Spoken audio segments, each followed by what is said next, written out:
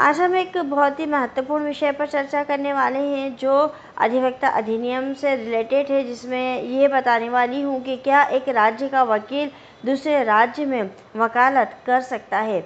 अधिवक्ता अधिनियम 1961 की धारा 17 ये कहती है कि राज्य विधिक परिषद जो स्टेट बार काउंसिल है वह अधिवक्ता नामावली में अपने राज्य के सभी अधिवक्ताओं का नाम रखेगी।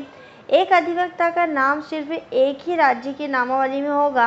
अब प्रश्न ये है कि अगर किसी वकील को, किसी अधिवक्ता को अन्य राज्य में अपनी वकालत करनी है, कोई भी ऐसा रीज़न हो गया है कि उसको अपना स्टेट छोड़ना है और दूसरे स्टेट में जाकर वकालत करनी है। अब यहाँ पे ध्यान दीजिएगा कि इसको स्टेट चेंज करना है, ना कि उसको अपना शहर, ज़िला, तहसील ये चेंज करना, उसको केवल अपना स्टेट चेंज करना, राज्य चेंज करना है। अगर वो अपना राज्य को चेंज करना चाहता है तो वह किस कानून के अंतर्गत अपना ट्रांसफ़र करवा सकता है, इसी विषय पर आज हम चर्चा करने वाले हैं। मैं डॉक्टर इरशाद खानम और आप सभी लोग देख रहे हैं आपकी अपनी YouTube channel I love talks. अधिवक्ता अधिनियम 1961 की धारा 18 की डेफिनेशन की हम बात करते हैं। 18 ये कहती है कि एक राज्य की नामावली से दूसरे राज्य की नामावली में नाम का अंतरण। 18 की उपधारा 1 ये कहती है कि धारा 17 में किसी बात के होते हुए भी, अब धारा 17 हमने आपको कौन सी बताई थी?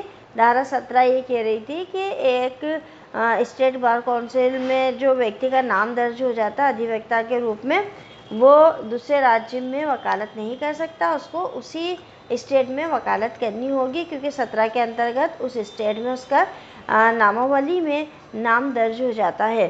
तो धारा 17 में किसी बात के होते हुए भी अगर कोई व्यक्ति जिसका नाम किसी राज्य विधिक परिषद यानी स्टेट बार काउंसिल के नामावली में अधिवक्ता के रूप में दर्ज है, अपना नाम उस राज्य विधिक परिषद की नामावली से किसी अन्य राज्य विधिक परिषद की नामावली में अंतरित कराना चाहता है, तो उसको कराने के लिए विहित रूप से यहाँ क्या मतलब निकलता है?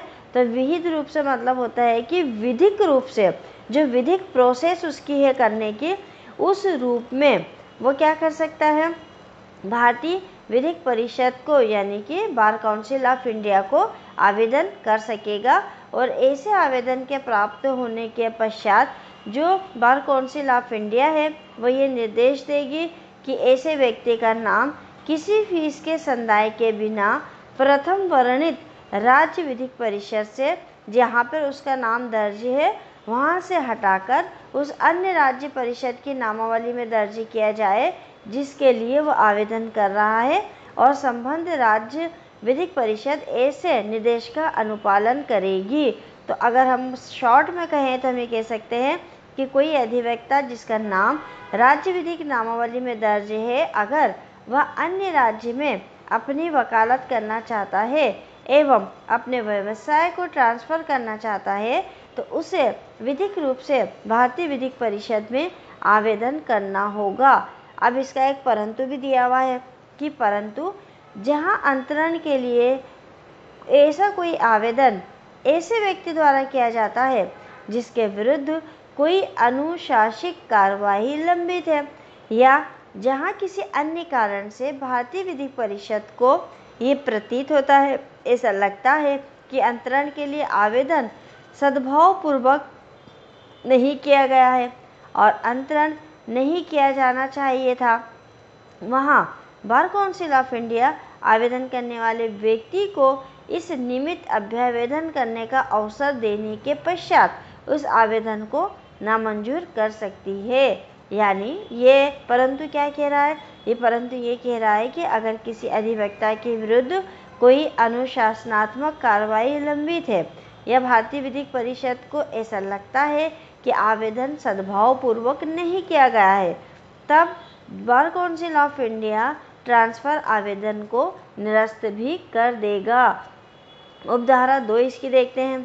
शंकाओं को दूर करने के लिए इसके द्वारा ये घोषित किया जाता है कि जहां उपधारा 1 के अधीन किसी अधिवक्ता द्वारा किए गए आवेदन पर उसका नाम एक राज्य विधिक परिषद की नामावली से किसी अन्य राज्य की नामावली में अंतरित किया जाता है, वहाँ उस पश्चात कथित नामावली में उसकी वही ज्येष्ठता बनी रहेगी जिसका वो पूर्ववर्ती नामावली में हकदार था।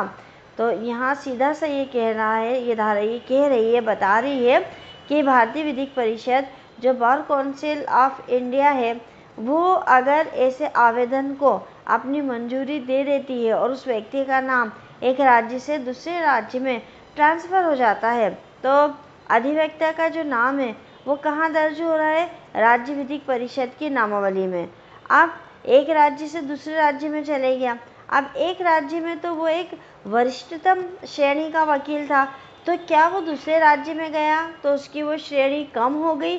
तो नहीं होगी, क्योंकि जो बार काउंसिल ऑफ इंडिया है वो मंजूरी के साथ साथ ये भी डिसाइड करेगा कि उस व्यक्ति की उसकी स्टेट में जो वरिष्ठता थी, जो ज्येष्ठता थी, वो वैसी ही बनी रहेगी उस नए स्टेट में भी जैसे कि पहले वाले स्टेट में थी। तो ये एक बहुत ही महत्वपूर्ण विषय था जो एडवोकेट एक्ट 1961 का था, जिसके विषय पर आज हमने चर्चा की है। टॉपिक अगर आपको पसंद आया हो तो आप हमें कमेंट्स करके ज़रूर बताइएगा। कमेंट्स के साथ साथ लाइक करिए, शेयर करिए। मिलेंगे अगले वीडियो में एक अन्य विषय के साथ। तब तक के लिए शुक्रिया, धन्यवाद।